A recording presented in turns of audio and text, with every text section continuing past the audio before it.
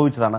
അതിൻ്റെ മുന്നോട്ട് പോക്കിൽ ദേശീയ തലത്തിലെ ഒരു പശ്ചാത്തലത്തിൽ നിന്നുകൊണ്ടുള്ളൊരു താരതമ്യവും വിശകലനവും എങ്ങനെയാണ്? തീർച്ചയായും ഇതൊരു ബീഹാറിനെ മാത്രം കോൺസെൻട്രേറ്റ് ചെയ്ത് ചർച്ചയിൽ പങ്കെടുക്കാൻ ഞാൻ ഉദ്ദേശിക്കുന്നില്ല. കോൺഗ്രസ് വന്നിട്ടുള്ള പാളിച്ച മനസ്സിലാക്കാതെ പോകുന്നു. ഇപ്പോൾ ഉദാഹരണം ഞാൻ പറഞ്ഞുതരാം. BJPക്കെതിരെ ഒരു ശരിയായ അർത്ഥത്തിൽ ഒരു സഖ്യവും പോരാട്ടവും തെരഞ്ഞെടുപ്പിൽ മാത്രമല്ല, BJP സർക്കാരിൻ്റെ കേന്ദ്ര സർക്കാരിൻ്റെ തെറ്റായ നയങ്ങൾക്കെതിരെയുള്ള പോരാട്ടത്തെ ലീഡ് ചെയ്യാൻ എല്ലാവരെയും കോർത്തിണക്കാൻ കോൺഗ്രസിനാകുന്നില്ല. ഇപ്പം ലോക്സഭാ അംഗങ്ങളിൽ 55% BJP അംഗങ്ങൾ. എന്നാൽ നിയമസഭാ അംഗങ്ങളിൽ അത് വെറും 31% ഉള്ളൂ. ശരത്തെ 31% മാത്രം. കോൺഗ്രസിൻ്റെത് അത് 19%. അപ്പോൾ BJPയും കോൺഗ്രസും ചേർന്നാൽ പോലും ഇന്ത്യയിലെ മുഴുവൻ നിയമസഭാ അംഗങ്ങളുടെ 50%-ലധികം വരുന്നില്ല. അപ്പോൾ ഇന്ത്യയിലെ മൊത്തം നിയമസഭാ അംഗങ്ങളുടെ 50%-ലധികം, അതായത് 51% BJPയും കോൺഗ്രസും അല്ലാത്ത പാർട്ടികളാണ്. വളരെ പ്രസക്തമായൊരു പ്രശ്നമാണ്. അപ്പോൾ ഈ പാർട്ടികളെ BJP വിരുദ്ധ സ്റ്റേറ്റ് പൊളിറ്റിക്സിലെ പാർട്ടികളെ കോർത്തിണക്കാൻ മാതൃകയാവുന്ന ലീഡർഷിപ്പ് ആവാൻ കോൺഗ്രസിന് പറ്റുന്നില്ല. ഇപ്പോൾ BJP ഭരിക്കുന്ന സ്റ്റേറ്റുകൾ നമ്മളെടുത്ത് പരിശോധിച്ചാൽ കാണാം. ഇപ്പോൾ മധ്യപ്രദേശ് കൂടി അവർക്ക് കിട്ടി, ബീഹാറും കൂടി കിട്ടിയ കണക്ക് പ്രകാരം തന്നെ നമുക്ക് പരിശോധിക്കാം. അങ്ങനെ പരിശോധിച്ചാൽ തന്നെ ഇന്ത്യയിലെ കുറേ ചെറിയ സ്റ്റേറ്റുകളും BJP ഭരിക്കുന്നുണ്ട്. ഇപ്പോൾ 17 സ്റ്റേറ്റാണ് BJP ഭരണം. അതായത് BJP ഒറ്റകക്ഷിയായി, BJP മുന്നണി സർക്കാരായി ഒക്കെ 28-ൽ 17 സ്റ്റേറ്റാണ്. ആ 17 സ്റ്റേറ്റിലെ ഏറ്റവും ചെറിയ സ്റ്റേറ്റുകൾ ഗോവയുണ്ട്, അരുണാചൽ പ്രദേശ് ഉണ്ട്, ത്രിപുരയുണ്ട്, മണിപ്പൂരുണ്ട്, നാഗാലാൻഡ് ഉണ്ട്, സിക്കിമുണ്ട്. 6 ചെറിയ സ്റ്റേറ്റുകൾ BJPയുടേതാണ്. ആ 6 ചെറിയ സ്റ്റേറ്റുകൾ മാറ്റിക്കഴിഞ്ഞാൽ ഇന്ത്യയിലെ ഏറ്റവും അധികം ലോക്സഭാ സീറ്റുള്ള വലിയ സ്റ്റേറ്റുകൾ 5 സ്റ്റേറ്റ് എടുത്താൽ, ഇപ്പോൾ UP എടുക്കാം, പശ്ചിമ ബംഗാൾ എടുക്കാം, ബീഹാർ എടുക്കാം, തമിഴ്നാട് എടുക്കാം, നമ്മൾ നേരത്തെ പറഞ്ഞ മഹാരാഷ്ട്ര എടുക്കാം. അവിടെ BJP ലീഡ് ചെയ്യുന്ന ഗവൺമെൻറ്റുകൾ ഏതൊക്കെ അത് പരിശോധിച്ചാൽ നമുക്ക് കാണാം. ഇപ്പോൾ ബീഹാറിൻ്റെ ഈ അവസ്ഥ വന്നു. ഇന്ത്യയിലെ ഏറ്റവും അധികം 10 ലോക്സഭാ മണ്ഡലങ്ങളിൽ ലീഡ് ചെയ്യുന്ന സ്റ്റേറ്റ് എടുത്താൽ അതിൽ 5 മാത്രമേ BJP ഉള്ളൂ. അപ്പം ഇങ്ങനെയുള്ള അന്തരീക്ഷമൊക്കെ നമ്മുടെ രാജ്യത്തുണ്ട്. ഇപ്പം ഞാൻ പറഞ്ഞുതരാം, കോൺഗ്രസ് ഒറ്റക്കക്ഷിയായി ഇന്ത്യയിൽ രാജീവ് ഗാന്ധി പ്രധാനമന്ത്രിയെ ഭരിച്ച 1984. അന്ന് കോൺഗ്രസിൻ്റെ സ്റ്റേറ്റ് ഭരണങ്ങൾ 14 ശരത്തെ 14 സ്റ്റേറ്റുകളിലായിരുന്നു കോൺഗ്രസ് 1984 രാജീവ് ഗാന്ധി ഇന്ത്യയുടെ പ്രധാനമന്ത്രിയായി. 2014 മുമ്പ് 30 കൊല്ലം മുമ്പ് ഏറ്റവും വലിയ ഒറ്റ പാർട്ടിയായി കേവല ഭൂരിപക്ഷം കിട്ടി ഒറ്റ കക്ഷി എന്നുള്ളതിൽ ഭരിച്ചത്. അതിനുശേഷം 6 സ്റ്റേറ്റ് ഇലക്ഷനിലാണ് കോൺഗ്രസ് പരാജയപ്പെട്ടത്. 14 സ്റ്റേറ്റ് ഭരണം ഉണ്ടായിരുന്ന കോൺഗ്രസിന് 6 സ്റ്റേറ്റ് ഇലക്ഷനിൽ പരാജയപ്പെട്ട് അത് 8 കുറഞ്ഞു. പിന്നെയാണ് 1989 ലോക്സഭാ തെരഞ്ഞെടുപ്പിൽ കോൺഗ്രസിന് കനത്ത തിരിച്ചടി ഏൽക്കുന്നത്.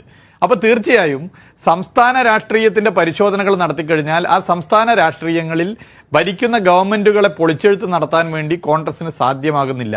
ഇനി BJPയെ തകർത്ത് വരുന്ന പ്രാദേശിക പാർട്ടികൾ, മറ്റു പാർട്ടികൾ, അവരുടെ ലീഡർഷിപ്പ് ആവാൻ കോൺഗ്രസിന് പറ്റുന്നില്ല. എന്തുകൊണ്ട് പറ്റുന്നില്ല? പ്രധാന പ്രശ്നം നമ്പർ 1, ജനവിരുദ്ധ നയങ്ങൾ. BJPയുടെ ജനവിരുദ്ധ നയങ്ങൾ അത് നമ്മുടെ രാജ്യത്തെ എവിടെ എത്തിക്കുന്നു എന്ന് ഇന്നലത്തെ കൂടി വാർത്ത ഞെട്ടിക്കുന്നതാണ്. സാമ്പത്തിക മാന്ദ്യം, തൊഴിലില്ലായ്മ, ദാരിദ്ര്യം, പട്ടിണി തുടങ്ങിയ ഒരുപാട് പ്രശ്നങ്ങൾ. കോൺഗ്രസ് എന്താണ് ആൾട്ടർനേറ്റീവ്? എന്താണ് കോൺഗ്രസ് ബദലായി ഉയർത്തുന്നത്?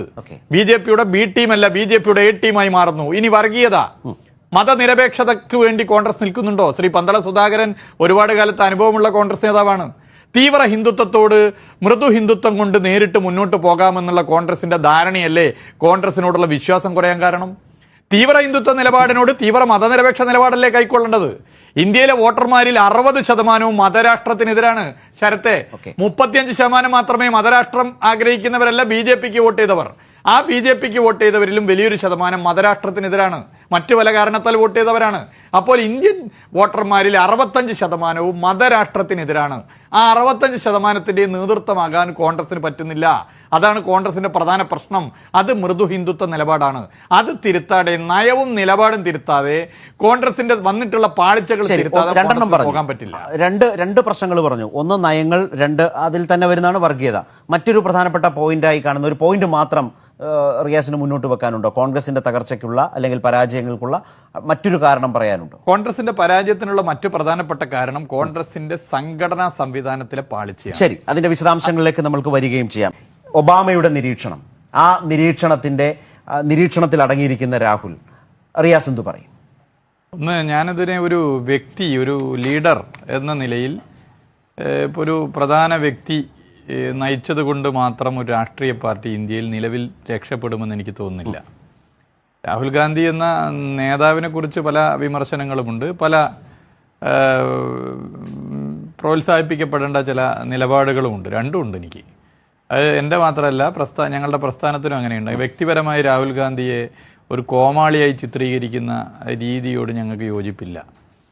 പക്ഷേ ചില വിമർശനങ്ങളുണ്ട്, അത് ഞാൻ പറഞ്ഞുതരാം. ഒന്ന്, രാഷ്ട്രീയ പ്രവർത്തനം എന്ന് പറയുന്നത് സീസണൽ പ്രവർത്തനമല്ല രാഷ്ട്രീയ പ്രവർത്തനം. അത് തുടർച്ചയായി ഇടതടവില്ലാതെ ജനങ്ങൾക്കിടയിൽ ഇടപെട്ടു പോകേണ്ട ജീവിതം തന്നെയാണ്. ജീവിതത്തെ വേർതിരിച്ചെടുത്ത് മാറ്റിവെക്കാൻ വേണ്ടി പറ്റില്ല.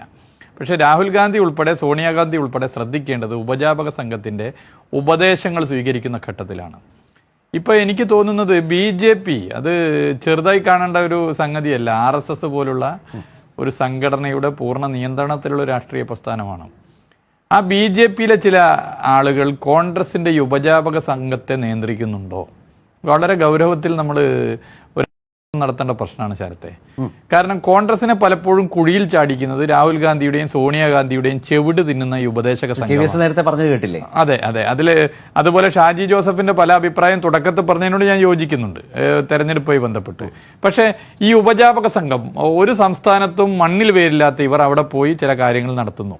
ഇപ്പോൾ രാഹുൽ ഗാന്ധി കേരളത്തിൽ വന്ന് മത്സരിച്ചത് തന്നെ യഥാർത്ഥത്തിൽ ഒരു തോൽവി സമ്മതമാണ്. ഉത്തരേന്ത്യൻ രാഷ്ട്രീയത്തിൽ BJPക്കെതിരെയുള്ള പോരാട്ടത്തെ നയിക്കേണ്ട രാഹുൽ ഗാന്ധി അവിടെ നിന്ന് ഓടി ഒളിച്ചുപടി എത്തുന്നു. ഇതൊക്കെ ഈ ഉപദേശക സംഘത്തിന്റെ ഈ ചവിട്ടിലോതി കൊടുക്കുന്ന പ്രശ്നമാണ്. മതനിരപേക്ഷതയുടെ കാര്യത്തിലും. അപ്പൊ ഞാൻ ഒന്നുകൂടി ചേർക്കുന്നു, റിയാസ് ഇടപെടുന്നതുകൊണ്ടൊന്നും തോന്നരുത്. അതായത് പണമില്ല, ആളില്ല, സംഘടനയില്ല, ഉപജാപകരുണ്ട് താനും. ഉപജാപകര്, ആ ഉപജാപകരെ എനിക്ക് തോന്നുന്നു നിയന്ത്രിക്കുന്നത് RSS ആണോ എന്ന് സംശയമുണ്ട്. എല്ലാവരും അല്ല, അതിൽ ചിലരെ നിയന്ത്രിക്കുന്നത് RSS ആണ്. RSS ഉദ്ദേശിക്കുന്നിടത്തേക്ക് കോൺഗ്രസിനെ എത്തിക്കാൻ വേണ്ടി ഈ ഉപജാപക സംഘത്തിലെ ചിലർ ചാരപ്പണി എടുക്കുന്നുണ്ട്. ഞാൻ അടിവരയിട്ട് പറയുന്നു, ചാരപ്പണി എടുക്കുന്നുണ്ട്. അവരാരെന്ന് അന്വേഷണത്തിലൂടെ കണ്ടെത്തട്ടെ. അതിൽ ചില പ്രശ്നങ്ങളുണ്ട്. ഒന്ന്, ഇപ്പോൾ കേരളം എന്നുള്ള സംസ്ഥാനം വളരെ ചെറുതാണ്. ഇന്ത്യൻ രാഷ്ട്രീയത്തിൽ കേരളം ഇന്ത്യൻ ഭൂപടത്തിൽ ചെറുതുപോലെയല്ല, അതിന് വലിയ സ്ഥാനമുണ്ട്. കേരളത്തിൽ നിന്ന് ഉയർന്നു വരുന്ന ഒരു ബദലുണ്ട്. കേരളത്തിലെ സർക്കാർ കോവിഡ് കാലത്ത് ഇടപെട്ടതും അതിനു മുമ്പ് ഇടപെട്ടതും കേരളത്തിൻ്റെ മതനിരപേക്ഷത. അപ്പോൾ കേരളം ഒരു അൾട്ടർനേറ്റീവാണ്, ബദലാണ്. BJP ഉയർത്തുന്ന അപകടകരമായ രാഷ്ട്രീയത്തെ തടുക്കാനുള്ള ഒരു മാതൃകയായി കേരളത്തെ കാണണം. ആ മാതൃകയായി കാണേണ്ട കേരളത്തിലെ BJPക്കൊപ്പം നിന്നുകൊണ്ട് തല്ലിക്കൊല്ലാനാണ് കേരളത്തിലെ കോൺഗ്രസ് ശ്രമിച്ചുകൊണ്ടിരിക്കുന്നത്. അതിൻ്റെ ഗുണഭോക്താക്കൾ ആരാവുക? അതിൻ്റെ ഗുണഭോക്താക്കൾ സ്വാഭാവികമായും ദേശീയ അടിസ്ഥാനത്തിലുള്ള BJPക്കാണ് അതിൻ്റെ ഗുണഭോക്താക്കളായി മാറാനുള്ള സൗകര്യം കിട്ടുന്നത്. കാരണം BJP ഉയർത്തുന്നതിന് ഭരണത്തിനും മറ്റെല്ലാത്തിനും ഒരു ബദലാണ് കേരളം. ഇപ്പോൾ വിലക്കയറ്റം ഇന്ത്യയിൽ വേറെയാണെങ്കിൽ കേരളത്തിൽ പൊതുവിതരണ ശൃംഖലയിലൂടെ പിടിച്ചു നിർത്തുന്നു. തൊഴിലില്ലായ്മ ഇന്ത്യയിലെ പ്രശ്നം പോലെയല്ല, കേരളത്തിൽ PSC നിയമനങ്ങൾ മറ്റ് ഇടങ്ങളില്ലാത്ത പോലെ നടത്തുന്നു. സേവന മേഖലകളിൽ ഇന്ത്യയിലെ ചിത്രം വേറെയാണെങ്കിൽ കേരളത്തിൽ സർക്കാർ ആശുപത്രികളും പൊതുവിദ്യാഭ്യാസ മേഖലയും മാതൃകയാകുന്നു. കേരളം ഒരു ബദലാണ്. ആ ബദലായ കേരളത്തെ തല്ലിക്കൊല്ലുന്ന പണിയാണ് ഇപ്പോൾ ഒരു ശ്രമമായി നടത്തിക്കൊണ്ടിരിക്കുന്നത്. ഈ പണി ആരെ സഹായിക്കും? ഇതിൻ്റെ ഗുണഭോക്താക്കളാകുന്നത് ഒരു സംശയം വേണ്ടതില്ല BJP ഉയർത്തുന്ന അപകടകരമായ രാഷ്ട്രീയമാണ്. അതിന് കൂട്ടു നിൽക്കുന്ന ആരാ? അതിന് ചൂട്ട് കത്തിച്ചു കൊടുക്കുന്ന ആരാ? കേരളത്തിലെ കോൺഗ്രസ് നേതാക്കന്മാരാണ്. അതുകൊണ്ടാണല്ലോ രാഹുൽ ഗാന്ധിയോട് പറഞ്ഞത്. റിയാസ് ഈ പറഞ്ഞതിനെല്ലാം കൂടെ ഒന്ന് കൂട്ടി വായിക്കുകയായിരുന്നു. അതായത് ഉപജാപകരിൽ RSSന് വേണ്ടി ചാരപ്പണി ചെയ്യുന്നവരുണ്ട്. അതുപോലെ തന്നെ കേരളത്തിലെ ഇവരുടെ സമീപനത്തെക്കുറിച്ച് പറയുന്ന പ്രശ്നമുണ്ട്. ഇതെല്ലാം കൂട്ടി വായിക്കുമ്പോൾ ഇതിൻ്റെ എല്ലാം വേരുകൾ വന്ന് ചേരുന്നത് കേരളത്തിൽ തന്നെയാണെന്നാണോ റിയാസ് സംശയിക്കുന്നത്? കേരളത്തിലും അതിൻ്റെ വേരുകൾ ഉണ്ടോ? ഇപ്പൊ ഗുലാം നബി ആസാദിന്റെ അവസ്ഥ എന്താണെന്ന് നമുക്കറിയാം. പാർട്ടിക്കകത്ത് ജനാധിപത്യത്തിന് വേണ്ടി വാദിച്ച ഗുലാം നബി ആസാദ് ഇപ്പോൾ ഒരു മൂലയ്ക്ക് ഇരിക്കുന്നുണ്ട്. അപ്പോൾ ഇത് കേരളത്തിൽ മാത്രമുള്ള ഒരു പ്രശ്നമല്ല. പക്ഷെ കേരളം ഉൾപ്പെടെ ഞാൻ പറഞ്ഞത് ഈ രാഹുലിനെ ഉപദേശിക്കുന്ന ആ ഉപജാപകരുടെ സംഘത്തിൽ കേരളത്തിന്റെ പ്രാതിനിധ്യം എത്രമാത്രം? ആ ഉപജാപകരിൽ തന്നെ RSSന് വേണ്ടി ചാരപ്പണി ചെയ്യുന്നവരുമുണ്ട് എന്നാണ് റിയാസിന്റെ ഒരു രാഷ്ട്രീയ നിരീക്ഷണം. അത് ആ രൂപത്തിൽ ഇതുവരെ ചർച്ചകളിൽ പറഞ്ഞു കേൾക്കാത്തതുകൊണ്ടാണ് ഞാൻ അതേക്കുറിച്ച്. തീർച്ചയായും ഇത് ഈ ഉപജാപക സംഘത്തിൽ കേരളത്തിൽ നിന്നുള്ള ആ ഷെയർ തന്നെയാണോ RSSന് വേണ്ടി സഹായിക്കുന്നൊക്കെ അന്വേഷണത്തിലൂടെ പരിശോധിച്ച് കണ്ടെത്തേണ്ട പ്രശ്നമാണ്. കേരളം നൽകിയിട്ടുള്ള ഉപജാപക സംഘത്തിലേക്ക് നൽകിയിട്ടുള്ള ആളുകൾ തന്നെയാണോ അല്ലെങ്കിൽ അതിന്റെ പുറത്തുള്ളവരാണോ എന്നൊക്കെ ഒരു അന്വേഷണത്തിലൂടെ കണ്ടെത്തണം. പക്ഷെ ഞാൻ പറയുന്നത് കണ്ടെത്തിയാൽ ആ പാർട്ടിക്ക് കൊള്ളാം, ആ പാർട്ടി രക്ഷപ്പെടുന്നെങ്കിൽ രക്ഷപ്പെടട്ടെ എന്നാണോ? തീർച്ചയായും കോൺഗ്രസ് പാർട്ടി ഒരിക്കലും മരിക്കരുത്. കോൺഗ്രസ് പാർട്ടി മരിക്കാൻ പോകുമ്പോൾ അതിന് അവസാന വെള്ളം കൊടുക്കാൻ ഞങ്ങളുണ്ടാവും. ആ ഒരു സംശയം വേണ്ട. പന്തള സുധാകരൻ ഇവിടെ ഇരിക്കുന്നുണ്ടല്ലോ. ഇന്ത്യയിൽ കോൺഗ്രസ് പാർട്ടി മരിക്കരുത്. കോൺഗ്രസ് പാർട്ടി പഴയ നെഹ്റുവിന്റെ കോൺഗ്രസ് പാർട്ടിയായി മാറണം. നെഹ്റു ഉയർത്തിപ്പിടിച്ച മതനിരപേക്ഷത മുറുകെ പിടിക്കണം. അതുകൊണ്ട് കോൺഗ്രസ് പാർട്ടി എവിടെയെങ്കിലും പരാജയപ്പെടുമ്പോൾ ഇവിടെ ആഹ്ലാദിക്കുന്നവരെല്ലാം ഞങ്ങൾ. ഗുജറാത്തിൽ പെനാൽറ്റി കിട്ടിയിട്ട് പോസ്റ്റിൽ ഗോളി ഇല്ലാഞ്ഞിട്ട് പുറത്തേക്ക് അടിച്ചിട്ടാണ് നിയമസഭാ തെരഞ്ഞെടുപ്പിൽ കോൺഗ്രസ് തോറ്റ്.